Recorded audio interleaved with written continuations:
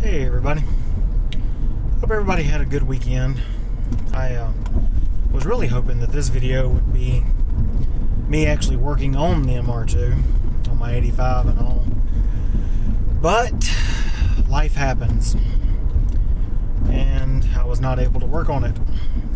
Had some other things I had to take care of, and I just wasn't able to get around to it. So since life happens, I figured I'd tell y'all the story of how I sold my MR2 and it came back to me.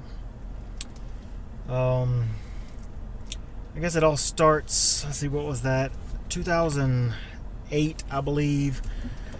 I think that was maybe 2007.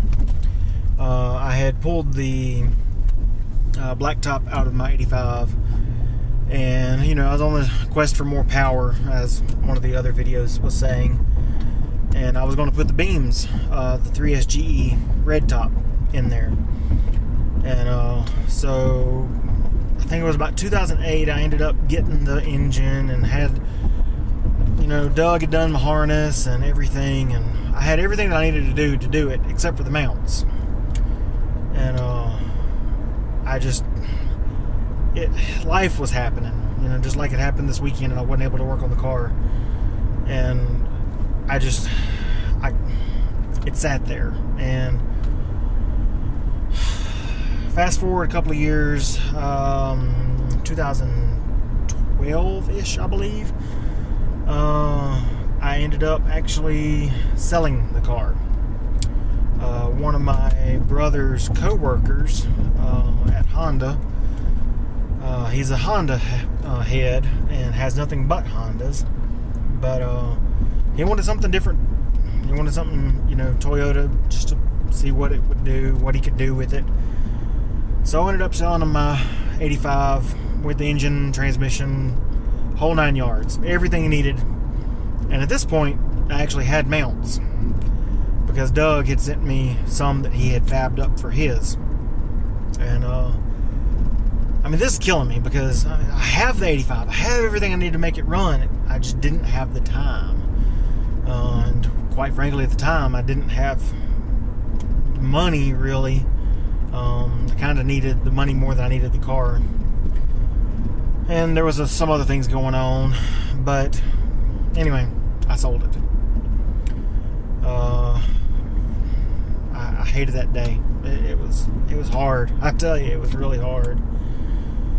So, see, that's 2012. 2014. Fast forward another 2 years. My brother, Sam, tells me that his coworker Eric is selling the MR2 again. He's never touched it. It's sat right where I dropped it off and hasn't moved since. So I'm like, well, crud, I don't have the money to get it right now, and I don't really have anywhere to work on it, and I still don't have the time. But I was like, well, I will help find a good home for it, because that was my baby. That was my car. I love that car, and I want it to find I want to find a good home for it. I didn't want it to just he said that if he couldn't find a buyer for it, that he was just going to take it to pull apart, and I was not going to let that happen. So I was hitting up all my friends. Finally, I had gotten a hold of my friend Joe, and he had an MR2, an 87, that we had. He had a CRX at the time, and it was kind of funny. We joke with him because the bottom right corner of the X was kind of rubbed off on the back, so it looked like a Y. So we called it the Cry. And that thing, man, it had seen better days. But it was starting to give him a lot of trouble, and this is many years ago. And so this is back before kids and when I had money. So I loaded him up, and we went to Atlanta one weekend, and I paid a couple $100 for him an MR2, and he got an 87. Well, he ended up getting rid of that, but he still wanted another one, so I have to tie all this in. So I tell him about the 85, and I said, look, I need somebody to buy it. Sam, my brother, had already bought the engine swap out of it. So he was just wanting like $300 for the car, which is not a bad price. It's a good chassis. Everything's there except for it just needed an engine. Well, since my brother was going to put this in his red 86, he actually has two. He has a black 86, which the black top went in. But anyways, he was going to put the beams in the red 86, so he had a stock 16 valve he was going to pull out of it. And I was like, hey, look, Joe, $300, you can get this, you can get my old car, and I'm pretty sure, $100, $200, something like that. And Sam will sell you the 16 valve out of his 86, and you'll have a running car, for under $500. And so he ends up buying the car. I felt so glad. I helped him. I was going to help him get it to his place, but for whatever reason I couldn't get a trailer or whatever. So luckily Sam was able to help him, and they got it to the his storage unit and all that. So this is 2014. After he got it, Joe was messaging me asking, what kind of engine should he put in it and all that. And, he's talking about, 3S GTE, like Gen 4, like I had in my second gen, and another story another time. But, so all these other things. And even at one point, we was talking about possibly putting the 1UZ that I was going to put in my 85 Celica. Another story. But that'd take a lot of cutting, but still, at least the car had a good home. Okay, so that's 2014, and then that was around July, August, I believe. The following January 2015, Joe is a manager at a local mini storage place, and I was needing some storage. So I go see him, and it's one of those mini storage things where he's the on-site manager. He lives there. My 85 sitting straight out, right outside the office. Well, my 85, he bought it, my old 85.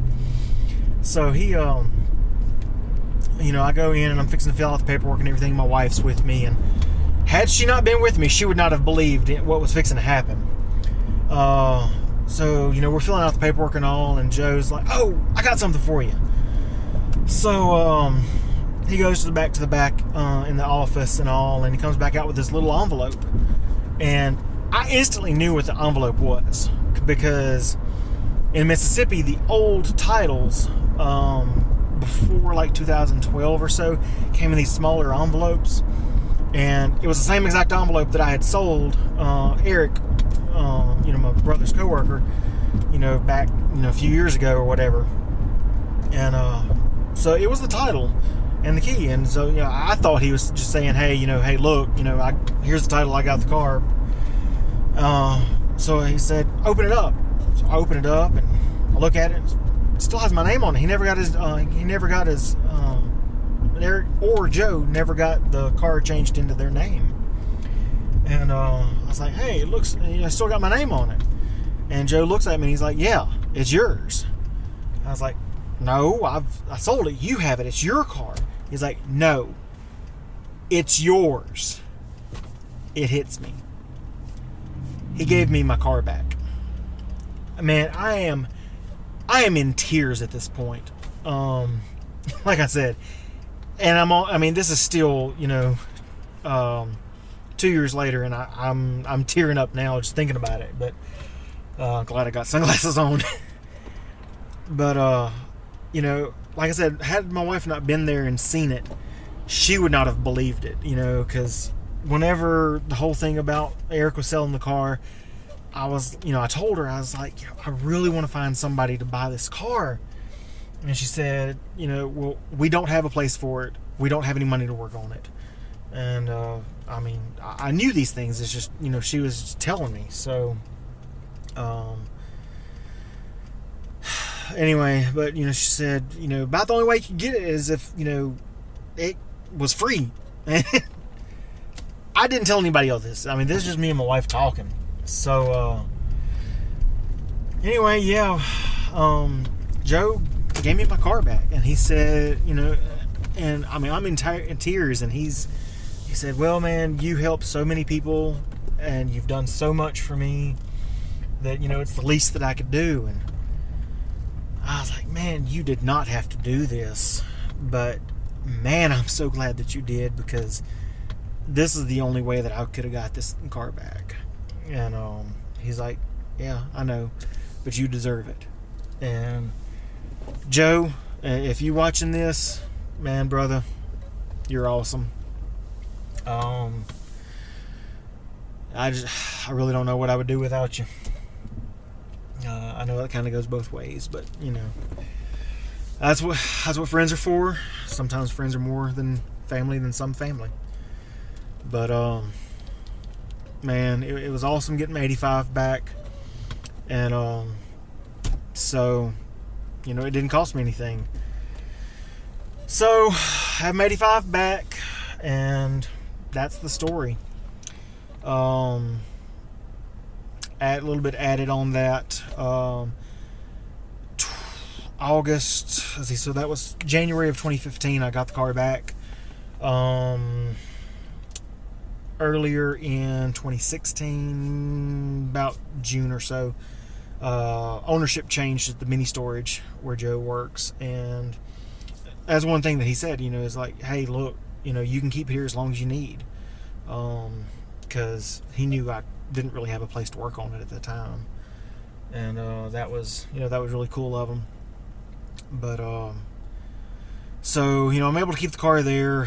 Fast forward to about August of 2016, ownership changes, new owners want all the cars gone, even though Joe's saying, hey, this is my car. And he's like, no, I don't care, it's got to go. So I had to bring it home, and luckily I had somewhere to put it. So she's home, able to work on it. And so I guess the next story I'll have to tell you is how I got the engine stuff for it. And maybe I'll finally let you know what engine swap is going in there. So yeah, that's it. Tales for a Tuesday. It's partly cloudy, but the sun is shining. It's just a great day. Got my car back, and now you know how. So anyway, if you like this video, give it a big old thumbs up. If you won't, subscribe. More stories like this, and more adventures of fixing cars and computers and all kinds of stuff to come. So yeah, share this video with anybody you think would like it. I love my cars, so anyway, if you have questions or comments, just hit me up in the comment section below, and well, until next time.